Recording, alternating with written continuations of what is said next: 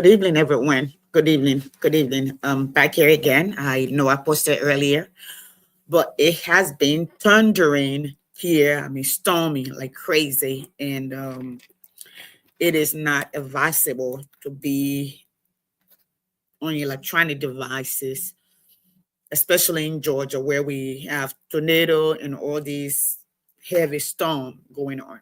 Okay, but I wanted to talk to you today. It's Tuesday evening. We'll continue to have this conversation. I think in the coming weeks there should be a program going on in Liberia on major platform that I would talk to you over the weekend if I've agreed to be a part of that platform, nay or yay, to see how I can contribute at a larger level in respect to knowledge. Knowledge for me, you know, knowledge for me, according to the Bible, it said, "For the lack of knowledge, our people perish." And Frederick Douglass said, "Knowledge make a man unfit to be a slave." Um, Give me 1 second, guys.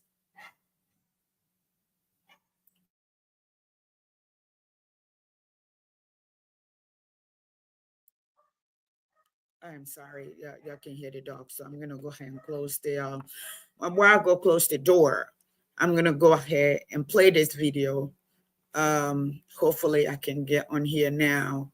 The system will allow me to get on Facebook for me to be able to pull some stuff up here. Okay. Yeah, that should be good here because I'm on the system already. Here it is. So I'm gonna play this video right here where I believe is Senator Nyan Ali Liberian Senate today. I'm just gonna play this really quickly for you all. Let's listen to it. I have not really listened except for what I've heard, but I like to. Oh, I gotta make sure this is open up. I don't see that.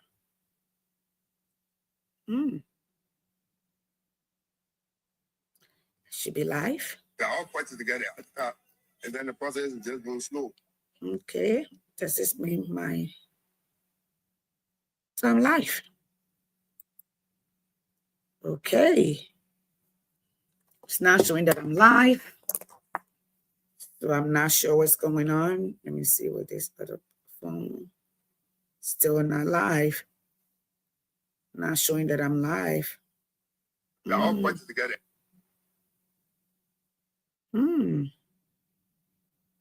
What if I told you there was... Okay, what's going on? What's going on, Yacindy? What's going on?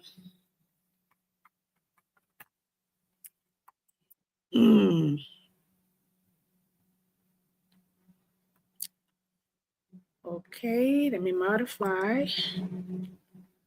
Oh, I didn't check this. Just on YouTube. Oh, okay.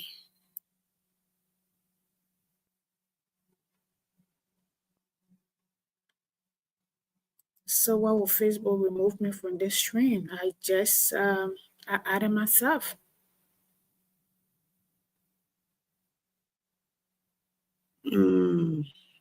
Okay. So let's see, we are live now. Sorry, those of you that will watch on there we go. There we go. Okay, that's why I could not, it was not on, it was not connected, but it is now. So we can, and I'm sorry, everyone. I thought I was live, but apparently, I'm just getting back on this page due to the reporting off. So I'm trying to I'm coming on for the first time on this particular page. So here we go. All right, great. So we are out here. We are on now. Grateful that I'm able to come back on. Yes, I've been out for a moment. I actually really thought I was live. I was on my YouTube channel. Folks, let me just let you know, and I'm gonna post the channel link over here. Please subscribe to our channel because you can always go back and watch the podcast there. Because now Facebook only hold the podcast for about 30 days and dispose of it. Like most of my old video, I'm gonna go ahead and replay them like for years ago because they're going out of storage. They have been sending out. So we have timeline and we're gonna be out. But today, like I said, I will be talking about, it's good to be back on. Should have come on like around 7, which would have been 11 o'clock Liberian time, but it was thundering here. I'd rather be late than come when it's thundering, and Georgia have like all of these tornado, hurricane, and all of that. So it was really stormy, and I didn't think it was the right time to come on. But we're here. So tonight I wanted to talk mostly about system, process, or processes. And I'm going to talk about 3 things. But first, before I start, I like to talk about play a tape. And let me make a disclaimer. In the election that hired Nyan Twine, I didn't have much to say. Okay. I know of where he worked before at Social Security. I read about him. I know he worked for the last UPLA government. I also know that his father, where he worked, yes, I'm gonna go there. But I try to give people an opportunity. It's just when they make remarks, most of you know me, I don't particularly take hostage. I speak my truth. If you do right, I will speak to your right and I will support the right. If you do wrong, I'm going to speak to that because we can't build Liberia on sycophancy. That's what we've done for over the years. Okay. But I think with the story with ArcelorMittal, okay, especially last week in the chat room when he was going to do his presentation, I wrote in the chat room whether he received it or not. He is in the chat room. He did not. I posted that under his post that he made under Martin Cully. May have seen it. If he does not, that's fine. But the war sees it that I put it there. Here's what I'm going to speak to, and I'm going to play this tape. I'm gonna read this to all of you so we can have this. I posted that today under there, but I want to read this again, and I think I'm going to post it under here somewhere where I can kind of amplify it for others to be able to see it, where I wrote to him last week in respect to his stance at this point on what is happening in Liberia with ArcelorMittal. Okay. First, I would like to commend him. I have spoken to a lot of people. After I wrote that piece, a lot of people reached out to me and said, he's not going to do anything. He is trying to, he's trying to showboat. That's what they say, trying to showboat. So everybody can come on the table and say, oh, he's being strong. And then people will, they were giving his own a brown bag. I didn't say so. I'm saying what people have said to me. All right, folks, listen. One thing you will get from me here is the facts. Okay, people reach out to me after I've written that piece, and they said he's simply trying to showboat. So his the name can be added to the brown bag or brown envelope. So his can be fact, or for people to come to the table to negotiate with him. One thing that we understand is your character is like pregnancy, right? Your character is like pregnancy. It does not go backward. It does not hide. Eventually, it shows up. Okay, it shows up. So that said, we will watch and see. But I'm gonna give him his props. So what I'm gonna do right now, I'm gonna go ahead and play this tip today in the place where he spoke, and last week where he spoke. So let me see, where is this right here?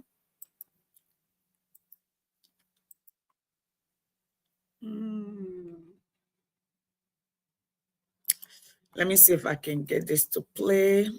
No, it's on. No. Okay, so we're gonna play this really quickly. This is the senator for Nima County. All right, today, I believe this is today at the Liberian Congress. So that's why Mine will not be long. Bani Because mine will not be long. It will just be a few questions to the presenters. Mr. DG, of the analysis that you did, more than half of the foreigners that are in our country with work permit are Indians, isn't it? 51%. That's more than half. Were you able to, allocate them to institutions or trace them to different institutions? Sorry, we took down, but listed them per institution. AFCONS, for example, 3,319. I still remember that number. Of that 51%, how many present in that 51%? You got it. I'm not getting it here. Like the total number, the 51% constituting Indians. It's 4,000. 4,000. Out of the 4,000, how many are with AFCON if not Mita?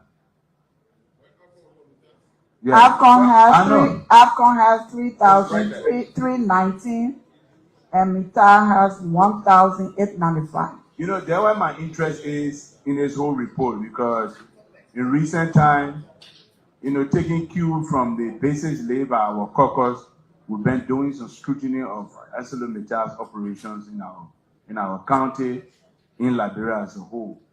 So I want to also know again, of the more than 3,000 AFCON employees that are subcontracted by ArcelorMittal, did you see the specific job requirement on their work permits? The job requirements are listed in the spread, and we can provide the disaggregated numbers to the Senate. But the summary is presented to you for easy understanding. Yeah. But we have the spreadsheet with the numbers disaggregated. Okay. Yeah.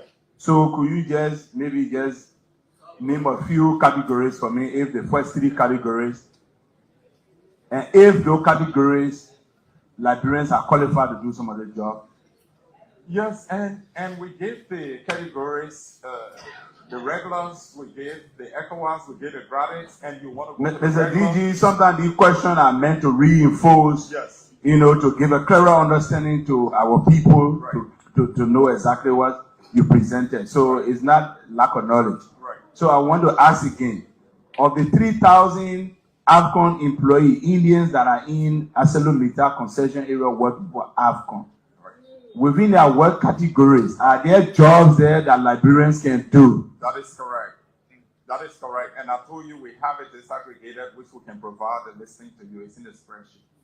Is it also true that? Other way of coming in. Thank you. You're beyond the list. So Guys, that's why that is that. I Mine will will not stop be right here. long. Okay, I will stop right here. The question that he just asked was to the CSA director, my own little brother, Josiah Joka, who happened to protest with me here for years, even went to the Congress to ask for fair labor practice in Liberia, prioritizing Liberians and being upfront. Were asked the question, the position, the 4,000 or 5,000 positions, are there jobs there that Liberian can do? Okay. And he tried to be smart. All right. We know this is the Donald Trump age, and everybody trying to measure themselves according to how the bunch of airheads that we got here, who are already, most of them, multimillionaires to begin with anyway. I think we try to act the same way. But let me explain to you all.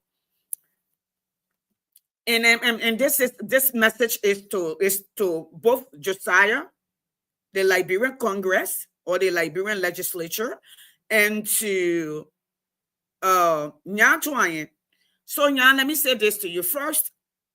thank you for adding your voice. Okay. Thank you for adding your voice. But let me continue to say, and this is not they say, I solicited from people after I wrote a piece, which I will read in a few minutes. Okay. I made a post and a lot of people came to me based on, because we speak based on history. Okay. They say, if you want to know about where you're going, or you want to get there faster, or if you need to take caution, ask those who have been there before. And that's what we say, history repeats itself. Okay. When we do not learn from history. So we have the responsibility to be informed by history, and then be cautious when people come, and they are. So people came up to me and said, Yacendi, don't mind him. Don't mind him. He's trying to make his what do you call it, brand envelope, this, that. So all of them are the same. And folks, I understand most of you Liberian where you are coming from, because we've been burned so many times. We have no time to give people a space, okay, to grow on us. All right. Especially if you know the kind of people we're talking about, and they're people who have history, right? But let me say this. I listened to his last stand with ArcelorMittal, and I listened to his question today and redirecting of Josiah Joker. But I also same Liberians, folks, every time I come here as an educator, all right, I mean, sometimes I come out strong. My job is to inform, okay? In essence, my job is to educate. I always will have a stand. You may not like it at the time, but history will remember all of us for what we've done, all right? So, here are a few things. I see people are writing and saying, oh, it's laughable that Liberian people are talking about job being wholly and solely for them. It's not laughable. Liberians, there are over 100,000, 200,000 Liberians in America. You have to understand, how old is America? What's the GDP of GDP per capita in America? It's around 80,000. What's the literacy rate in America? At what point are we coming in? Most of our children are first generation American. They weren't here when the land was being divided. We don't have control over the economy of America. We are employer of America. We are literally survivor. There are few of us that are making it in this generation, our first generation American kids, who maybe from the 90s, who were born, have gone to law school, have gone to the Yale, have gone to the Harvard, gone to the the Ivy League, all the local university, prestigious local university, learn and making their way into the world out there. So maybe our children, which would be second generation of us, okay, will be thriving. For now, like for me, who have kids going to college, one coming in, one going out, I literally have to live for them, because even in America, and all of my kids got academic scholarship. Yes, they're that brilliant. If they want to do anything they want to do, they can do it. Okay. If my daughter is on campus, all right, although they say she got full ride scholarship, some things they have to come from my pocket. That means I have to be prepared for it. Okay. And we'll make sure that she stays on task. She does what she needs to do. Now, when you make the point that Liberians are all over in the United States, let me tell you something. There are certain jobs in the United States that foreigners cannot do. Off the bat, there's no price on it. Absolutely no price on it. There's no permit for it. All right. When you get B1 visa to America, these are the brightest of the brightest, the cream de la cream. Okay, let's say, for instance, let me come back to you in the early 1900s or the early 1990s, not 1900. When we first came to this country, it was the what do you call it? factory time. Okay, industrial revolution, we'll call it. Okay, people were going into digital technology. All right, America needed engineers. These are specialized folks. Okay, and they brought engineers from China, from India, and people signed up for them. They were brought in to do jobs that they could not find anybody in America to do. Okay, most engineer undergrad degree goes for 5 years. Okay, before I say go to master's and then specialize. I can speak to that because my husband is a structural engineer. Okay, now then by the mid-90s, most of the nurses, okay, from the 40s, from the World War II and the middle part of it, the end of it, okay, they were facing out, they were dying. And because nursing did not pay at the time, it was not attractive. People didn't want to go into that field. It's a humanitarian field. Just as teacher is today, our pay don't go up. And people are advocating and lobbying that teachers' pay go up. Hopefully it does, okay? So America has to turn around and turn to other countries to bring in nurses, especially nurses who have master's degree with years of experience, while they work to be able to teach and retrain the new generation of nurses. Okay, so somebody will ask me, where is she going with this? Here's where I'm going with this. I'm going with this. If we, after the war, after the Liberian Civil War, if for 20 years we did not train our human or did not increase our human capital or invest in our human capital, because there are 4 things that Liberia has been able to do. Mining.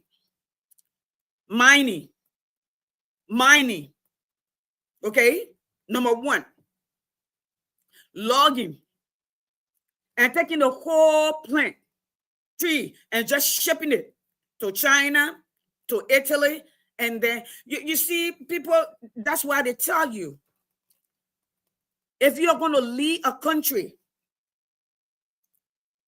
you must study. First, you need to have vision. Vision means you know where you want to go. You have a plan where you want to take your country. So when you create the plan, based on the plan, then you put in timeline. You find out how you're going to get there. Then you also put in the timeline is when you're going to get there. What do you need to get there? Those are things that we should have in place. All right? How are you going to get there? Then the how you're going to get there is all the resources that you will need.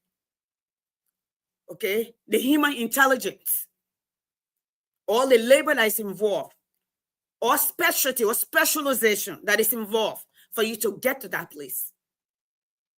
And how do you recycle the money? How does the money stay in your country? So I want the Liberian people who say you're in America, you're working, how you call it? Look around you in America, except for maybe Israelis and Oriental people and a few African, Nigerians, Liberians, okay, who are just coming into the workspace and maybe becoming entrepreneur, creating job, but they are not at the $1 billion mark. They are not. So you in America at this point, the last I checked, we have less than 4% unemployment. Liberia has 90%. So then that brings me to the last 3 governments that took over during the Reconstruction era, because the first government after we settled and we elected should have been Reconstruction. And let me give Ellen her props. Her first term, she was diligent, She worked hard. Some of us bought in. A lot of people bought in. For second term, those will be decisions that people will make, and people, they will see it from their vantage point as I see it. Then let's go ahead. So if in 20 some more years, literally, with the amount of young people that have been graduating from college, if they stay in school and they spend 4 years, some of them 8 years, some of them 10 years, and graduated, if you are telling me you do not have Liberians, young people, or you did not build an institution that would have focused on what you're good at, that's what we call specialization. You see, when the Japanese left South Korea and the American people helped them to reestablish, at the time, they have not discovered anything, no natural resources. They have land, they have a lot of swamp. That's what they did. They borrowed money. The people also sign up to go and work, where the money will come directly, the remittance will come directly to the country. Most of it will come to the country, and those who are out there will have little to live. So it increased their GDP and the living standard. That money will reinvested in the country. Now, what they did, they identify what they wanted to do. First, they built an oil refinery. That all your oil that will come in, for this is before Saudi Arabia discovered oil. At that time, Saudi Arabia was called the Desert Kingdom. So let's not go there. That's just yesterday. Okay. And what happened? They found out they wanted to do something that they do well, that everybody will come to them for them to do it. Also increase their GDP. So they specialized. They got into rice. They got into the semiconductor industry, electronics. So if we have mines, we have iron, we have wood, okay, or timber. We got other gemstone. We got sand, because we live, the sea is right there. We got water. We got good rainy season. We got fertile soil.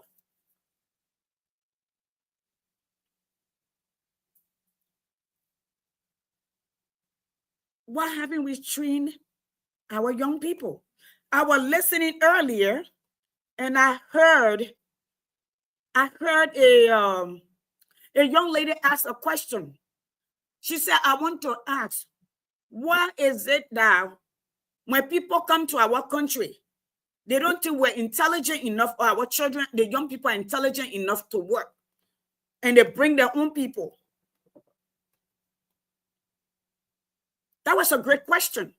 That question, the leaders of Liberia need to answer it.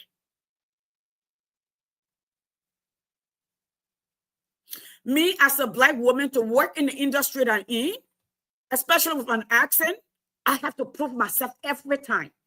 I only don't prove myself in front of my bosses, okay, because there are assessment. I must acquire a certain amount of credit hour every year. Retraining. Because nothing is static. Everything is changing. Okay? So I will say to Nyatuayen, you may not get a pickup truck like those who signed the last contract get. You may not get to wine and dine in China, but you may leave a legacy if you stand for your people. And one thing that all of you must understand is, during 2005 to 2015, there were no Facebook Live. Facebook Live revolutionized in 2015. I was one of the few Liberian women on here. from the studio end. And I'm still here. Another thing is, we did not have these things that we have today, like Teams. That we can pick up the phone, we have internet radio, that the world is interconnected, that we live in a global village, in the technological world. So the question that begs an answer is, what is the plan for the children of Liberia? If you bring in a housekeeper from India, you pay in 3,000 to 6,000. You give the same job to a Liberian in their own country, and you pay them 300 to 600. But you got 90% unemployment. What's your priority?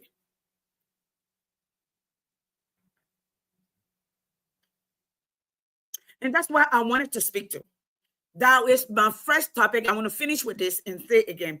So, Nyantwayan, again, we are going to be watching you. Okay, folks, I'm just coming back on this platform. The platform was hard. People were trying to take it over. Literally, I have to go through a whole profiling, sending my birth certificate, sending everything else to get my Facebook back. It has been a rough week, almost 2 weeks. Okay, so I will ask you to please share, if you don't mind. Okay. And then let me come back.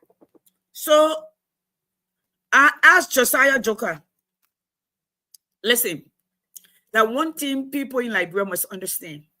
I know we like the big title. I know we like the office. I know we like the position. Most of the time we end up in position because, not because we married it, it's because we know people who know people. And it happens everywhere. We are seeing that right here. But if you're trying to build a nation, no. No. We see what's happening in this country. And we're also seeing what's happening in Ghana. We're seeing what happened in Mali. We're seeing what happened in Rwanda. We're seeing what happened in Botswana. You know, the president of Botswana said, I can't do this job forever.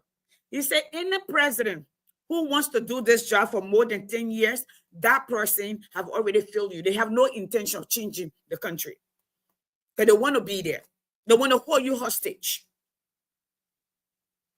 So let me read here. Then I'm going to go to the procurement process in a word over that are functional, okay, that have process and system, or system and processes to follow, or anybody who have worked in purchasing before for an organization, okay, there's a layout, and that's what I want to talk about, where the VP be in China, and I'm trying to understand the logic. Why is he there? What are the processes put in place for Liberia for purchasing, or for acquisition, or for procurement? Do we already have listed people or listed vendors? That's why we call them vendors. All right. I worked for a huge electronic company during the early 90s called His Microcomputer Product. In fact, it was the largest microcomputer product assembly company in the world at the time, because they had a branch in Switzerland. They ended up moving to Switzerland.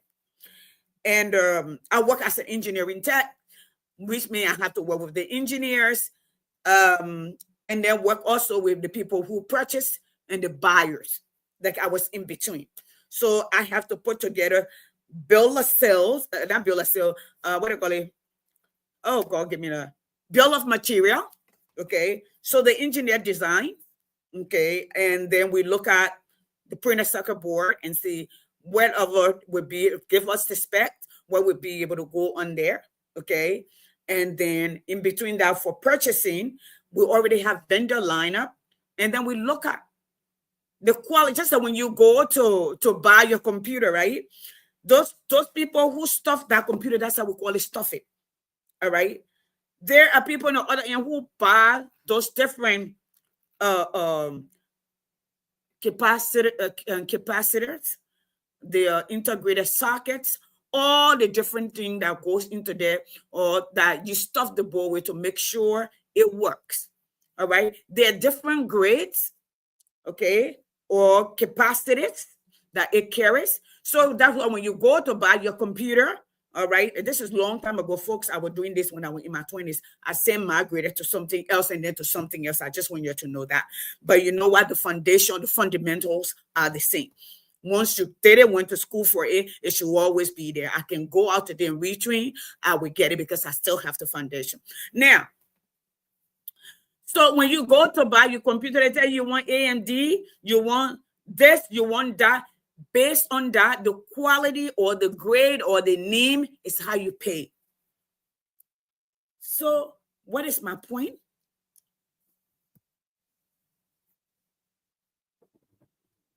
What is the plan? What is the plan for our children? 20 years in the making. What is the plan? All these kids that are graduating from college, brilliant young kids, okay? I see each lawmaker has scholarship funds. The last time I checked, normally has $70,000 for scholarship. $70,000 for scholarship. I bet anyone in Liberia, give me $100,000. I will build you a school, at least from elementary, okay, from K1 to 5, with bathroom, safety,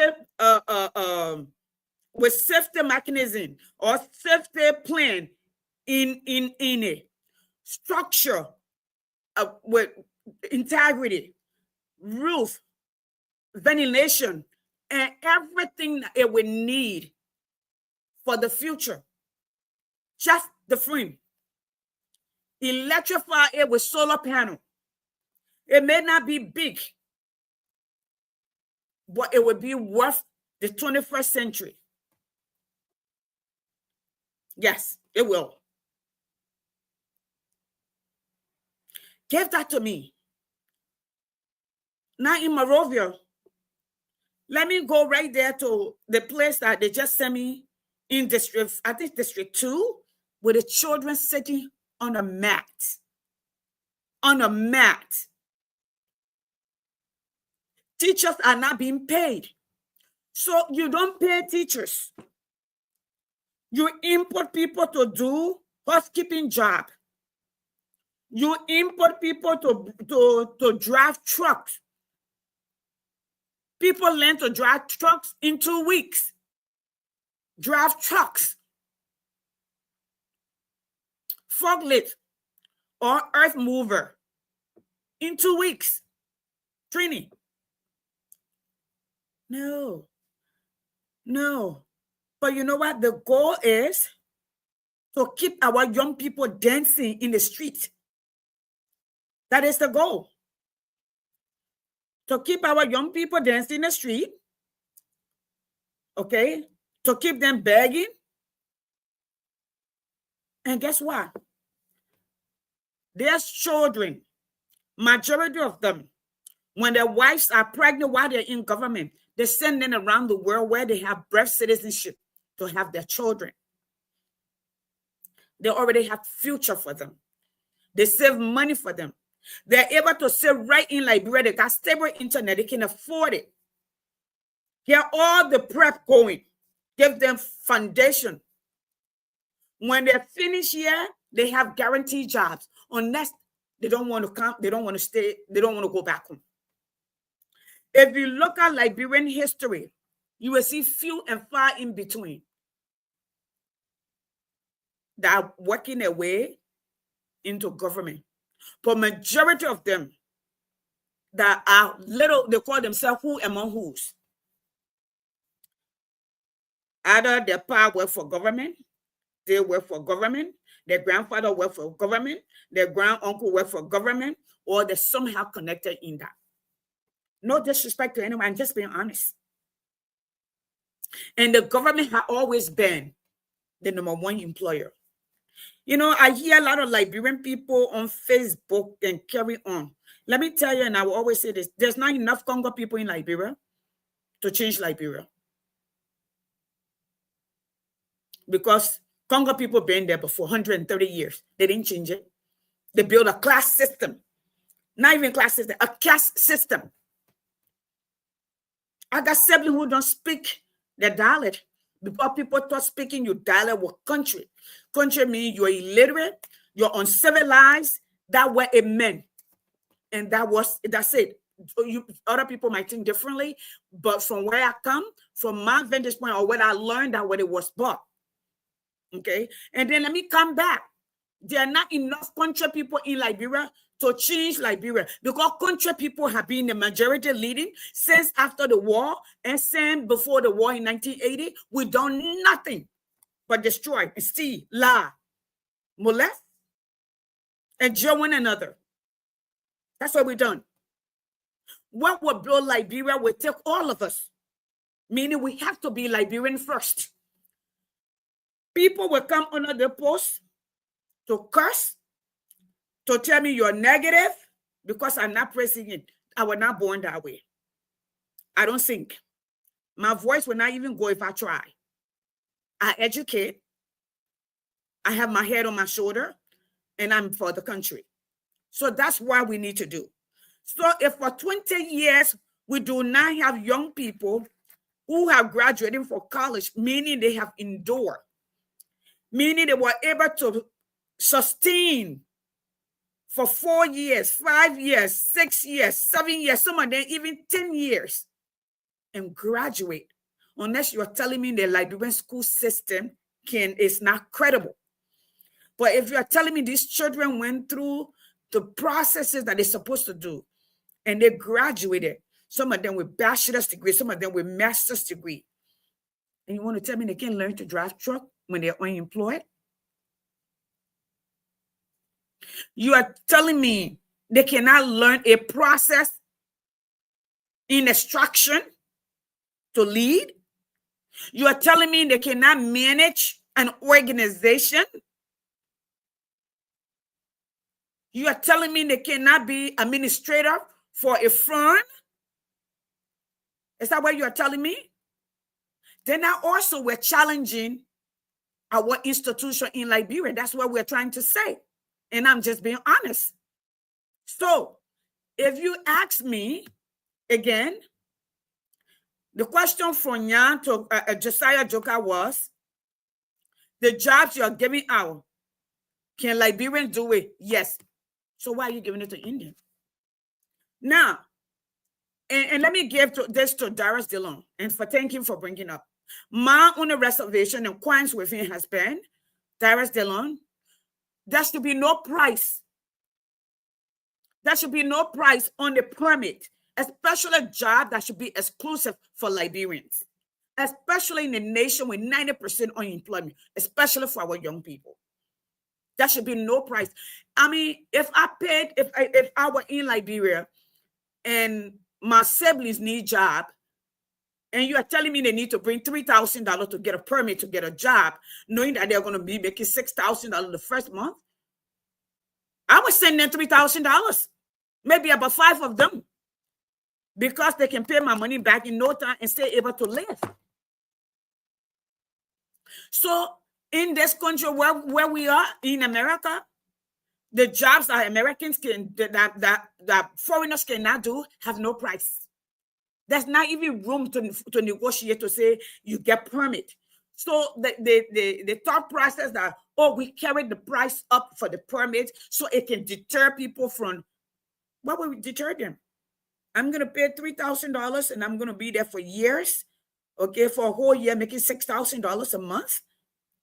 I will recover my money in the first month and get 100% profit back. Why wouldn't people want to do that? It doesn't make sense. So now the question I begs and answer when Bwaka first took over, we said do audit, do resource audit, do human talent audit, human capital. See what's on your hand, who's available.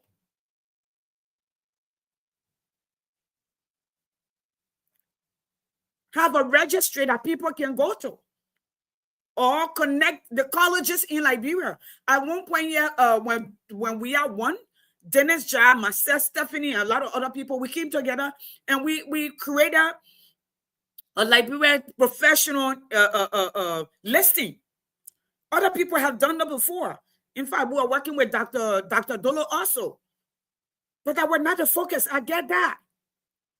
Some of us were not looking for a job in Liberia, but we wanted you to make sure that you knew where to go when you needed people.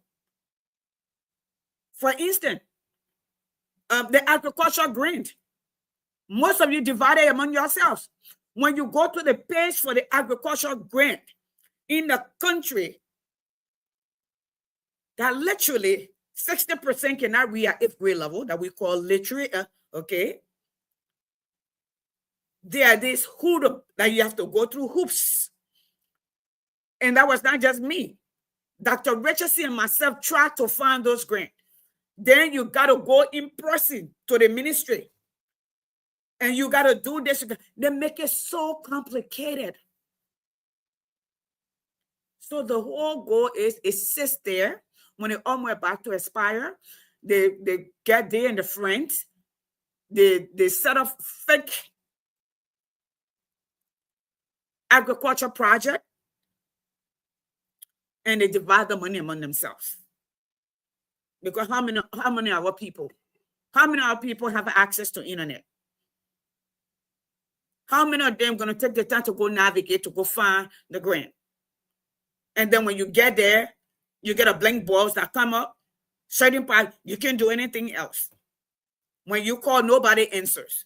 Although they have phone number, when you call, nobody answers. When you send an email, nobody responds. Yes, I've tried it, and I'm just being honest with you all. Okay? So that's the Liberia we're talking about. I'm being here 37 minutes, so I'm going to finish this topic, and then I'm going to go ahead and talk about the procurement process here. I know I started that a little bit, and I came back, but I need to finish this topic on investing in human capital, especially the young people. It would be very important for Liberia's future. Okay, because if you pay the young people, if you hire Liberians, the money stays in the country. It does. The money stays in the country. That's how you build a nation. You know, for years, what America did, or England did, when they sent the people here, the people were taking the raw material, carrying it to England, process it in England, bring it back and sell it to the colony. It got to a place, the people say, no, we're not doing that. We're paying taxes. We're doing everything. We don't have a voice in England. Taxation without representation. They said, no, we're not doing that anymore. But it would take the Liberian people to stand up to tell the government where they want. So this is what I wrote. Okay, I wrote this on Wednesday, and I'm going to read, I'm going to post it later. It said, we acknowledge Senator Nyan D. Twine Jr. for lifting his voice in the defense of our people, especially those in Yekipa and across Nimba County who have lived the harsh reality of broken promises and corporate neglect. His words echoed. It echoes the truth we have carried for nearly 2 decades. A truth written not on paper, but in the life experience of communities left in the dust of their own resources. You know, and I'm going to stop right here. I went to Nimba, I went to Yekipa, where I lived at some point when I was a kid, and I could not recognize the place. The place was dusty. They never really paved the road. They paved the road all the way up to when you come from Yekipa, like you're going to Camfo, all the way up there where they had where they joined the river. It didn't go across. It didn't even get to Camfo area before I would say Bapa. Bapa were all dark, and I saw the place. The people still living in huts with thatches, mud, cow poo as plaster. Yes. Yes, this is Liberia. This is Nimba County. Bapa is under the belly of the mountains. That you get over 5 million tons of iron ore yearly about 5 million tons of iron ore yearly. They've made billions for the people that live there. And not only, folks, let me tell you, if they're moving steel out of that amount, how much diamonds, other minerals that they're taking out, that you think about? Gold that they're taking out. And you know why? Because we don't bring the best among us to the table. There is no way in hell that you will go to China and you will have the prime minister negotiating on your behalf. No, you wouldn't. You will get specialists. You will have mine engineers. You will have minerals economists. You will have people who understand biodiversity. You will have archaeologists. Okay.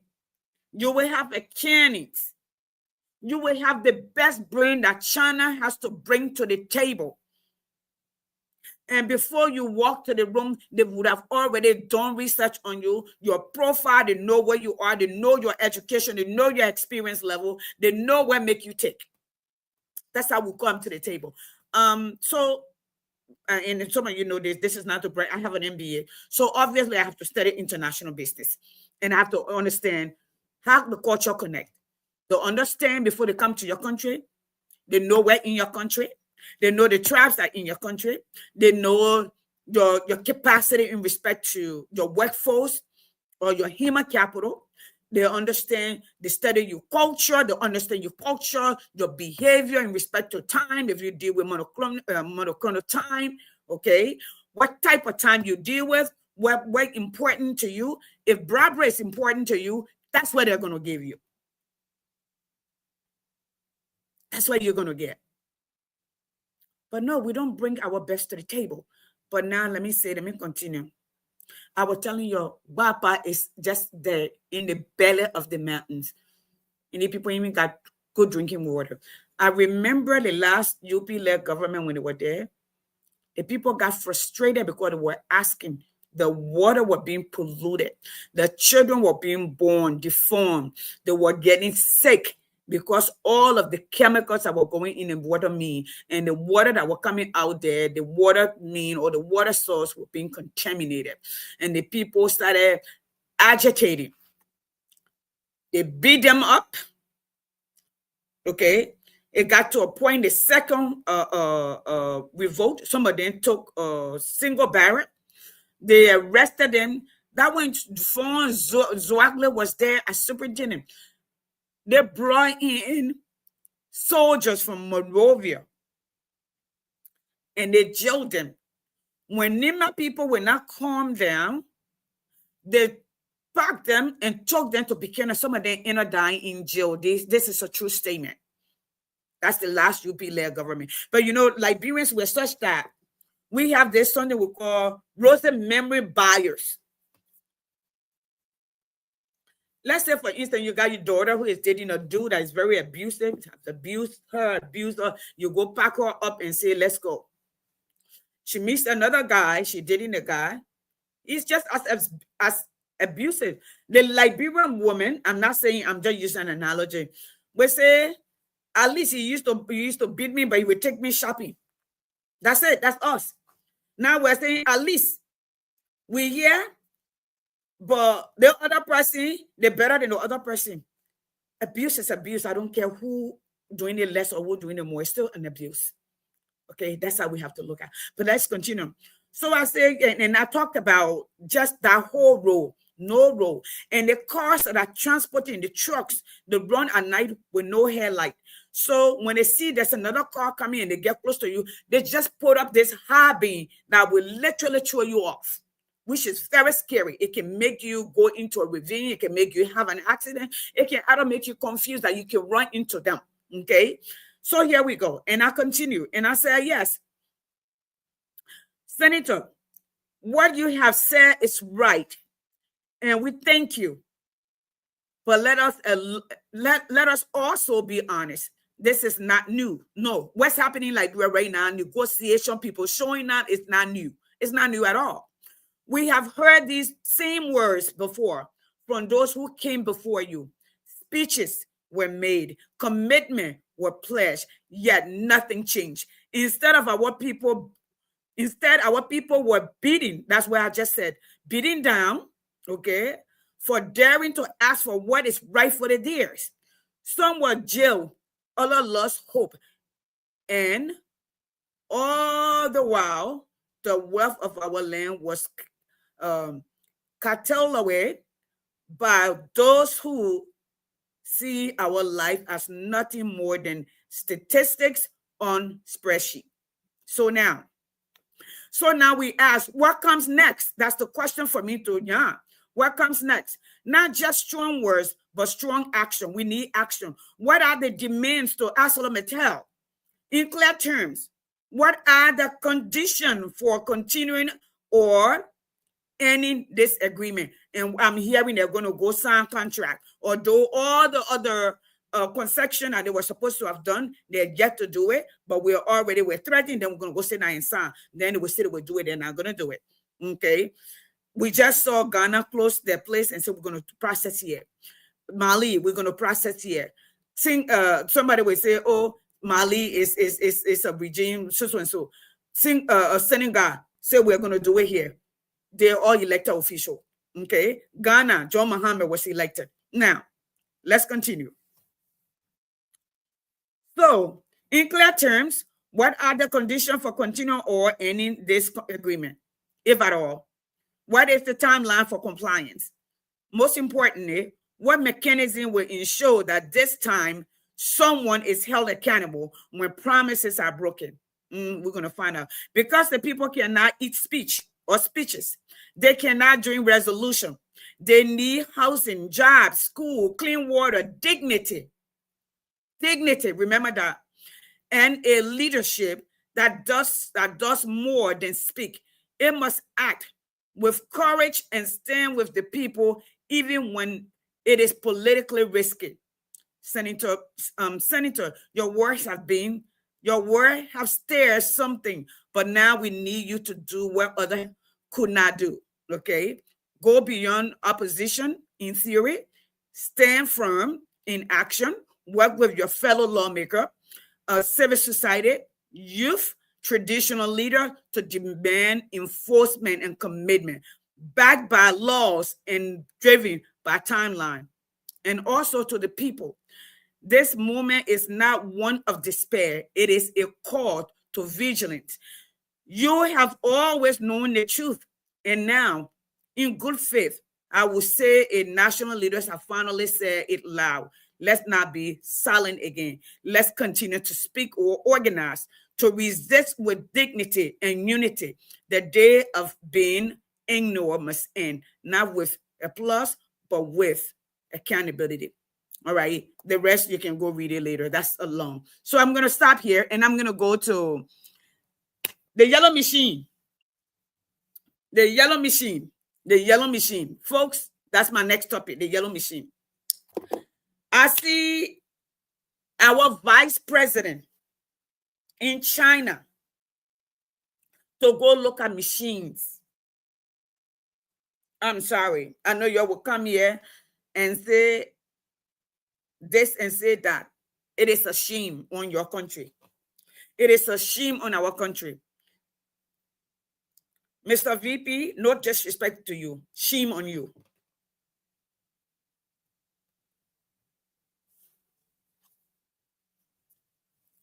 Hey, let me call you back. I'm live.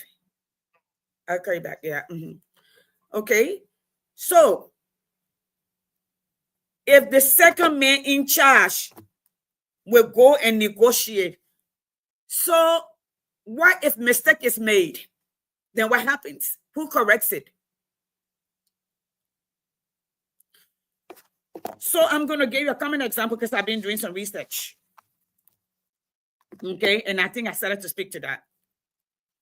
So let me tell you something. Where this is where my husband worked. Let me tell you something. I'm gonna do this. Give me 1 second.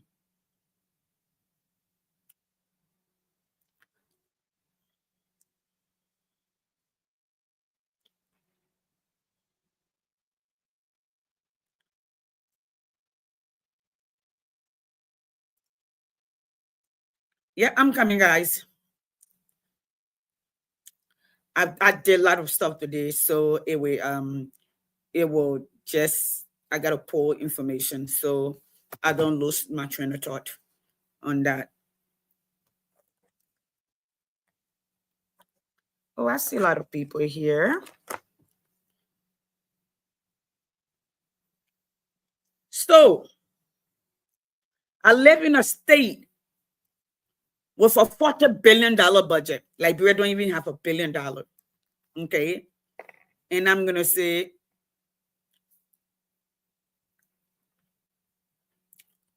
and out of that $40 billion, Georgia DOT alone, okay, has $840 billion. All right. And my husband control a few billion as a head of a department and a few counties. And me working in an organized institution, there are processes. It should never have been the VP going anywhere. It should have been our best brains in the country. If we have mechanics, engineers, okay, we should have had lists, vendor lists, and shortlist the vendors. We should have done this 6 months ago. Go out or communicate. Okay, you're talking in Liberian people say, oh, the people that bring new equipment, so they're not just bringing it and so. I think Brother Joe is here.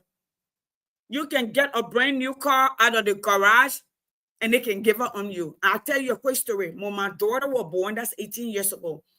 We walk in the place.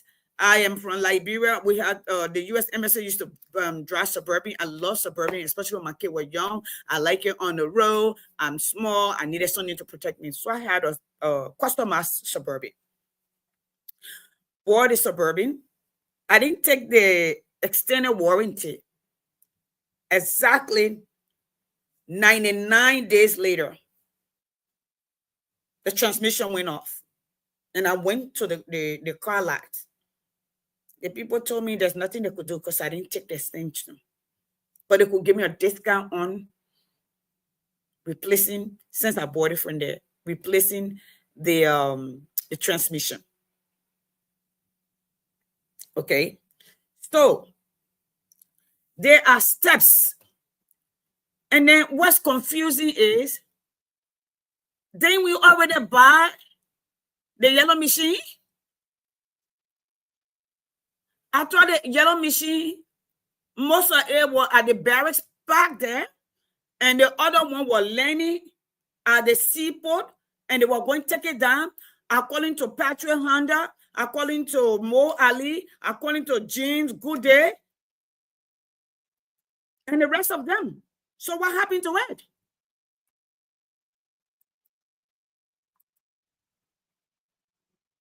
What happened to those yellow machines?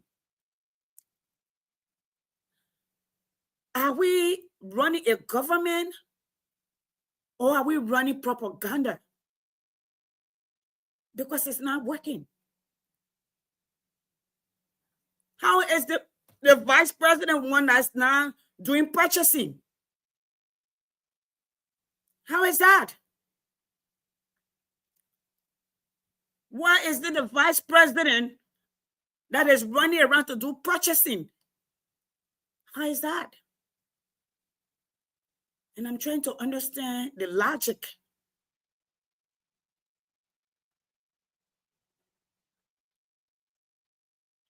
So the heavy duty mechanics, the engineers,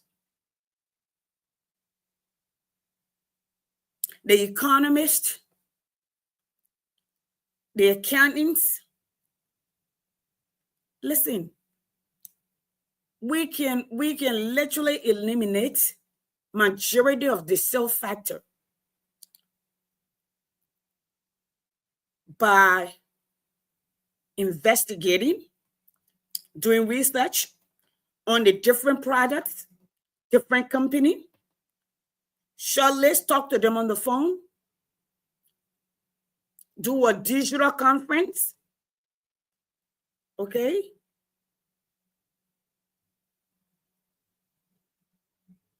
And then get people who are specialized in that and people who are also good in sales and marketing or negotiating in that particular area to go. But the VP, y'all can cussle. I mean, I used to say, it don't bother. But something is not right.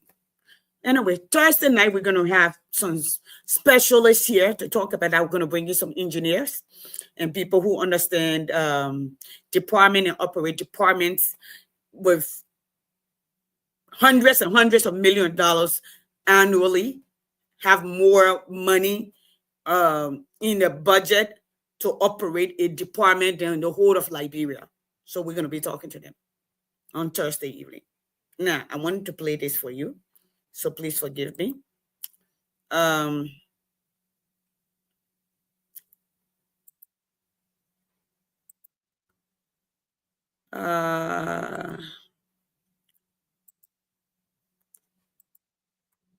Okay.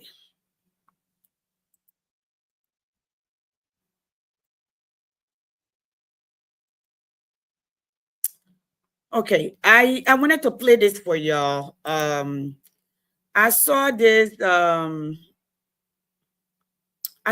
video. It was sent Front Page got this, and I want to play it. It's a little disheartening for me. During the elections, they set a date for us to go home and get a national ID card or voting ID card. We got on the plane,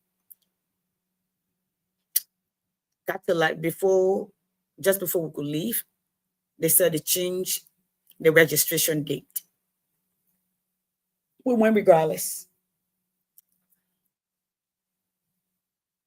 We came back, they changed the date. We bought plane ticket again, went back. I wanted to register encyclopedia. I went to more than 3 places to register in that district. The machines were down. I don't know if it were intentional. I went to the town where my father was born to register there. There was no ribbon. The one encyclopedia, one of the Tozo school, they said no light. We were in that place for days before we could register. That's gross incompetence. Okay? So, but I'm going to play this for y'all. Liberia is saying, people, you gotta plan. You have to plan and then execute. When you are an administrator, you plan, you project, and then you execute. We can't get up in the morning, especially in a place that people struggle to eat, and say, do this. First, when this government came, motorbike riders needed to have helmet. People needed to have fire extinguisher in their car. People were paying, they needed to have reflector jackets. They pay for that. The government say that's the most money they ever raised, okay, in Liberia history. They had surplus of money and then went back on their word. So we're in it for the people. I live in America. When I pay taxes at the end of the year, based on my expenditure, I can either pay or I get money back. Most of the people who do not have income that reach certain threshold, especially like the people who are struggling in Liberia, they get money.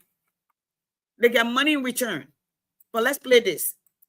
and then the process is just go slow. In April 2025, the Liberian government made national IDs mandatory for services like banking and mobile SIMs by August 1. But citizens complain that the rollout of the ID cards has been slow. The few centers handling the registration of these IDs are not able to keep up with demand. In Monrovia alone, 14 centers are expected to serve over 1 million people. And can you imagine this big Please look at our city, how big it is. So you have only 85 tickets to distribute to people that are in need. So what becomes of the rest of us? In addition to long wait times, the $5 cost of the ID may also be an issue for many Liberians. More than 1 in 4 Liberians earns less than $2.15 per day, according to the World Bank data. With the August 1 deadline looming, thousands risk being cut off from essential services like banking and phone connections. How do you do that to your people? How do you do that to your people? How do you continue to do that to your people? How? That's the question I'm asking. How do you continue to do that to your people? When do the people get relief? When? Charging them $5. Most of them don't have jobs. And it seems that we can just maybe copy and paste things because America talking about real ID. Listen, the real ID didn't come up because Donald Trump it is. My ID here is real ID. Georgia rolled that out years ago, and I got renew my driver license more than 3 years ago. No, it's about 5 or 10 years. Yes, been rolled out. It's not because a new government come in, they have to collect their own money. So I don't know what they're playing. Because when these people take the other ID, next year somebody else will have something else that it will bring up. You can't keep sucking the same people over and over. It don't make sense. Okay? It does not. Now, question I needed to this young lady I talk about the port authority, the report, and I'm not gonna continue. I'm just gonna do an hour. But Thursday night we're gonna talk about it. We're gonna talk about the baby that was found. And the baby, now they can't find the baby. The baby was delivered to the police. I would have thought that when a child is found in the street, the child is taken to the hospital so the child can be cared for, to examine the baby to make sure the baby is well, and come and get the police report and deliver the child to, I think, Gender, Family, and Social Services, whatever it's called in Liberia. But I don't think the baby are left with the police solely. Why would the police be taking baby to Central Prison? Liberia, that's something, yo. Jesus. That country. Papa Boaka, 40 some more years.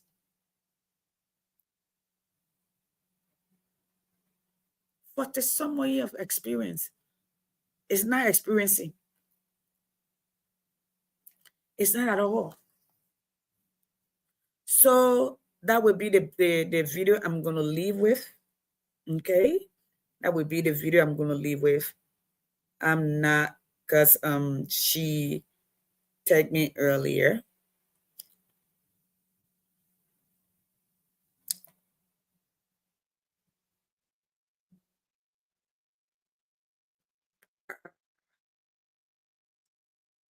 This is the baby right here, but I would not be able to because my time is over. So I'm not going to go ahead and deal with that tonight. I'm just going to go get some rest, and I will call her a day. And I will end you with this. Oh.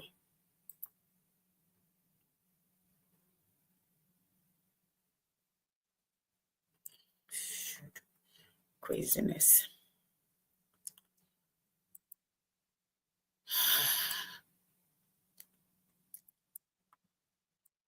I'm going to reflect on the schools in Liberia